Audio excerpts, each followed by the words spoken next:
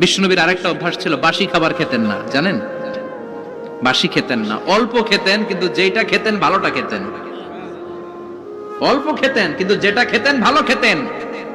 মধু খেতে পছন্দ করতেন, কিন্তু মধুর মধ্যে দুর্গন্ধওয়ালা একটা মধু আছে না, মাগাফির, বুখারীতে লম্বা ঘটনা, ওইদিকে যাব না। এই মাগাফিরের মধু উনি খেতে চাইতেন না। ভালো সুগন্ধিওয়ালা মধু তিনি বিশ্বনবী খেতে পছন্দ করতেন। বিশ্বনবীর খাবারের তালিকায় সবচেয়ে পছন্দনীয় তালিকায় ছিল এই মধু। মধু খেতেন, দুধ খেতেন, খেজুর খেতেন, জব খেতেন, বার্লি খেতেন, ছাগলের বাজুর মাংস খেতে পছন্দ করতেন, সিনার মাংস। সুবহানাল্লাহ কইবেন না? What a choice! কি চয়েস ছিল বিশ্বনবী! বাজুর মাংস খেতেন। বিশ্বনবী লাউ খেতে পছন্দ করতেন, লাউ। রুম্মান ফল খেতে পছন্দ করতেন, রুম্মান মানে ডালিম। রুম্মান মানে কি?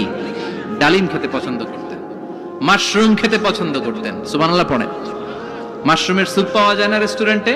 বিশ্বনবী বলতেন, আল কামআতু মিনাল মান্নি ওয়া মাউহা শিফাউন লিল আইন। এই কামআহ মানে মাশরুম, ব্যাঙের ছাতা, এটা হলো মান্না সালোয়ার মতো দামি খাবার।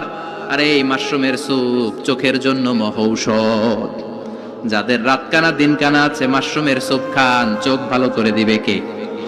এজন্য বিশ্বনবী যেগুলো খেত এগুলো খাওয়ার দরকার আছে না নাই? বিশ্বনবীর যে সুন্দর চরিত্র ছিল, আচরণ ছিল, এগুলো পালনের দরকার আছে না নাই?